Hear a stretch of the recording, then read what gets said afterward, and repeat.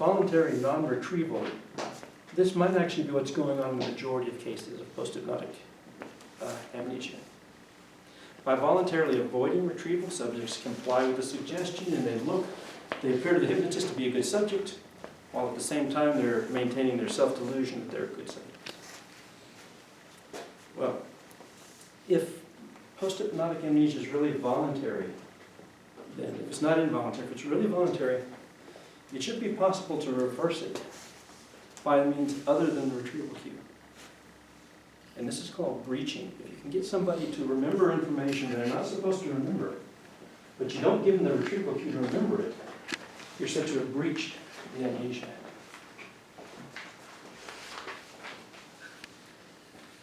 And in experiments that look at this, subjects are given hypnotic inductions, standard post-hypnotic amnesia suggestions. And after they come out of hypnosis, they're asked to recall the information. Typically, they can't recall it. Investigators use various strategies to try to get them to recall more information. They might be told to try harder, try again. They'll be badgered more. Sometimes they might be offered a reward. Sometimes it's even cash. Granted, it's a pittance, but it's still cash. And you can get small gains in retrieval with additional prodding. Okay. Some other studies have used slightly stronger methods like videotape playback, lie detector tests. These things have been a little more successful in getting people to breach, getting them to remember the information. There have been several studies, but I'm just going to jump to the conclusion. People can breach post-hypnotic amnesia, and they can do it without the retrieval. They do it without the retrieval cues. And it's thought that that probably is more consistent with the social view of hypnosis, rather than the trance view, because the trance view would suggest that it's the amnesia is involuntary. Okay, the social view suggests it's voluntary. And I think that's enough on that. We'll move on, given the time.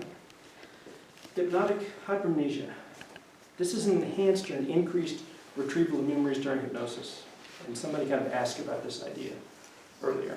There have been a couple of cases in which the use of hypnosis by law enforcement officials seemed to help a witness recall information. So the witness was hypnotized, made to relive the crime, and was able to remember a critical piece of information, like a license plate number, or something that might help the police. There are a minority of cases where it's worked. In the majority of cases, though, it doesn't work. In fact, in many states now, testimony obtained under hypnosis is not admissible in court. Well, if it did work, if hypnosis could help memory, how would it do so? And there are several possibilities. One is that hypnosis might enhance the vividness of a mental image. If you're trying to reinstate the original scene in your memory, okay, then actually, let me back up on that. During hypnosis, people are generally sort of relaxed. Okay. Well, your memory's better when you're relaxed anyway. Okay.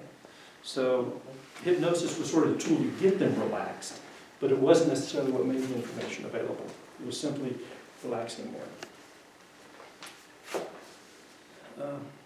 However, in many sort of age regression and even crime investigations, it's hard to go back and actually examine the scene or the event to check the validity of a person's recollections. Or sometimes if you can do this, the recollections don't seem to be valid. Well, people often have a strong feeling that their memory is correct. But that feeling in itself is not proof of accuracy. In fact, we know from a lot of studies in domains completely separate from hypnosis that most people are incredibly confident of things that they're dead wrong about. Sometimes the more wrong they are, the more confident they are that they're right. It's very upsetting when you find out you're wrong. So I get into deep discussions with my deny it. 50-year-old son regularly about what happened 40 years ago. Exactly. Half the time he's right, half the time I'm right, and the one who's wrong is very upset about finding out that they're wrong. It always happens that way. When you have those, I assume they're perfect calls.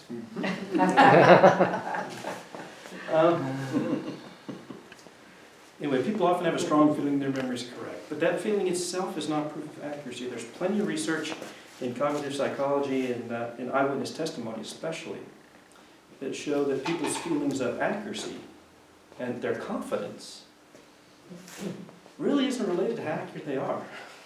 Okay. So, researchers have tried to test whether hypnosis improves memory by conducting some more controlled studies. And these studies usually all follow the same methodology. Subjects are exposed to some material, usually pictures or a film, and then after that's been shown, they're asked to recall as much as they can. Then they're hypnotized and asked to recall as much as they can to see if they can recall anything additional. Most of the time they can't. Okay.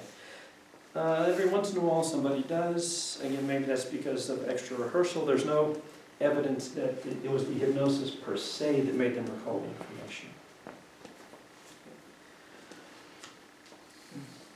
I'll skip that.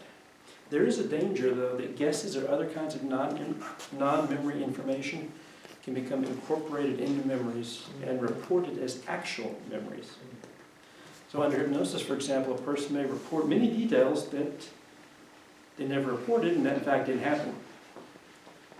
Even so, though, they may themselves believe in the truth of what they report.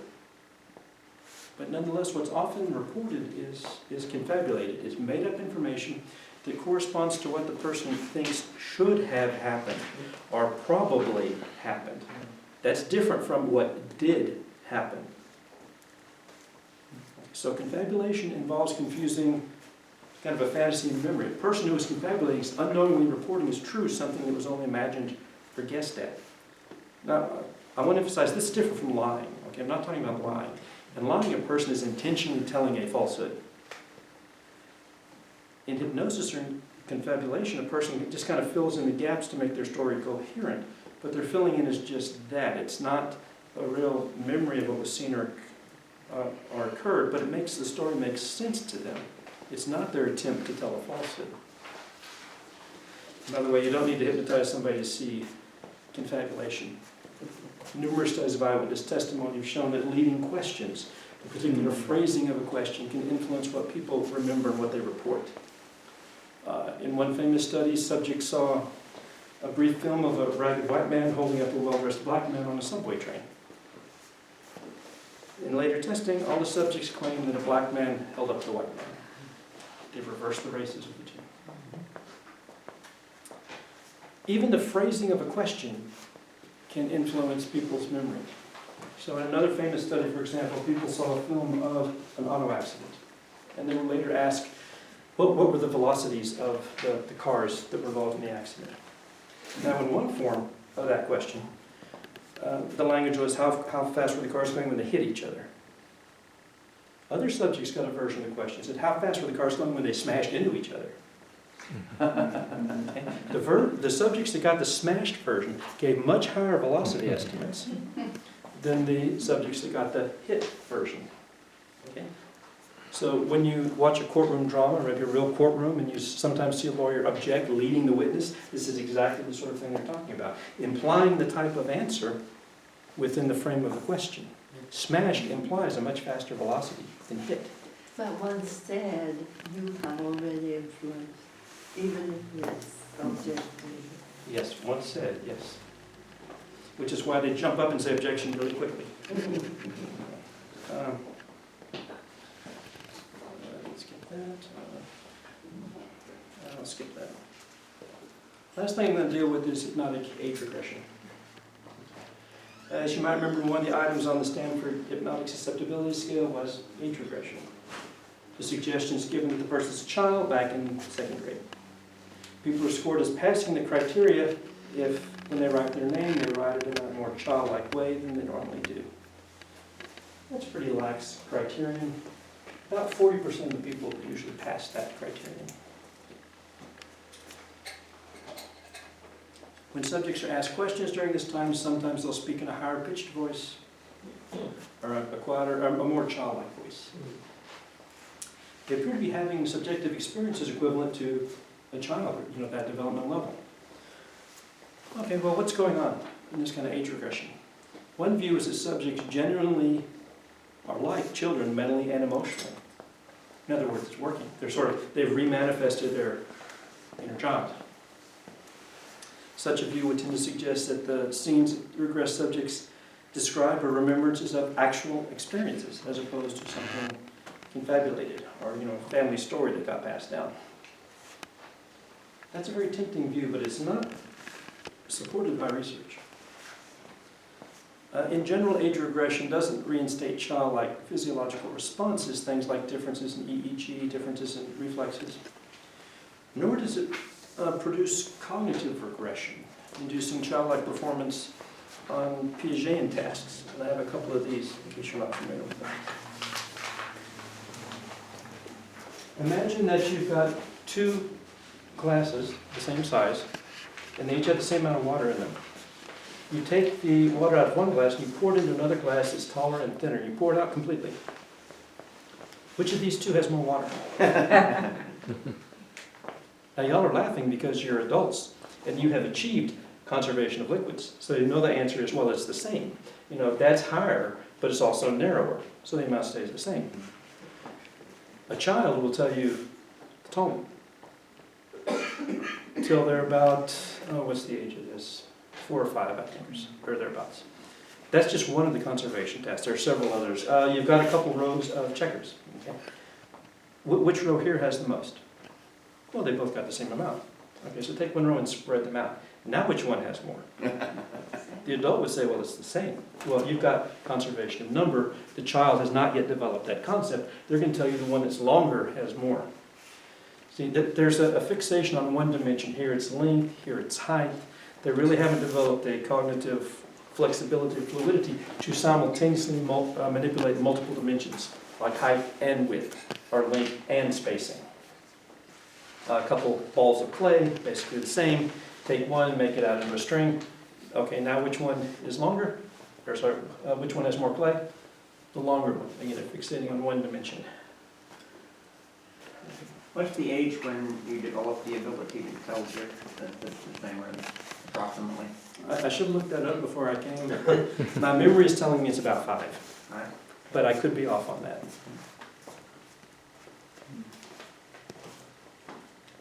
Having some issues with this, John? Or? Well, I have a couple of granddaughters and they're 2.5 years apart, so I get to watch them at different stages of their. How old are they?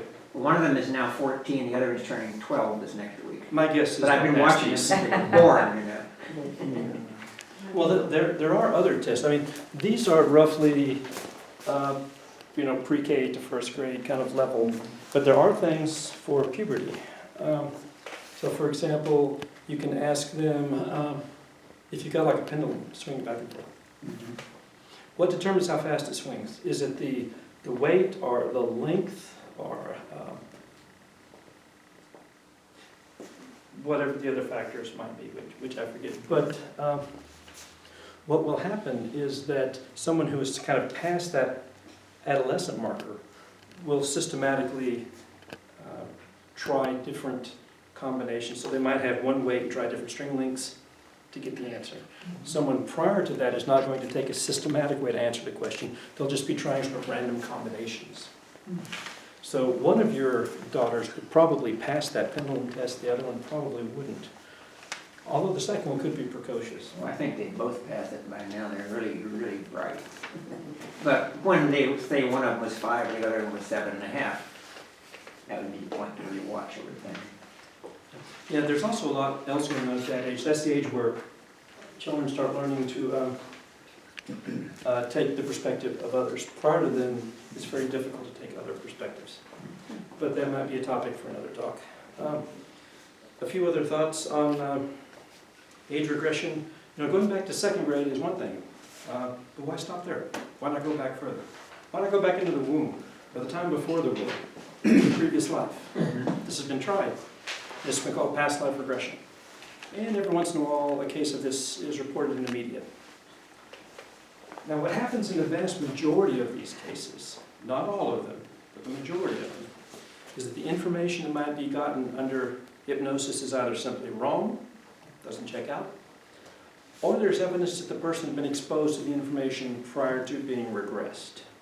So let's say, for example, their past life was in 18th century Scotland. Find out in the library they've got books on history of Scotland. Okay, that would be prior exposure. That would not help their case. Okay. There may also be confabulation of the sort when we see hypnosis used as an aid for memory more generally. To this point, there haven't been any cases based solely on hypnosis that have been able to withstand scrutiny. I do want to be clear on one point, lest I be misunderstood. I'm not arguing that regressions might not be possible in principle, and I'm not arguing that past lives do not exist. The point that I'm making is at this time, the evidence has been collected using just hypnosis is not convincing. Doesn't mean those things aren't happening or couldn't happen, but the evidence just isn't there yet. And actually, in the more convincing cases of past lives, the people aren't hypnotized at all. You can look at children who are spontaneously remembering, previous family members or details of how they died, or things in other cities, or in the case of the Dalai Lama, what their toys were in the last life. Okay. These are happening spontaneously without any kind of hypnotic induction.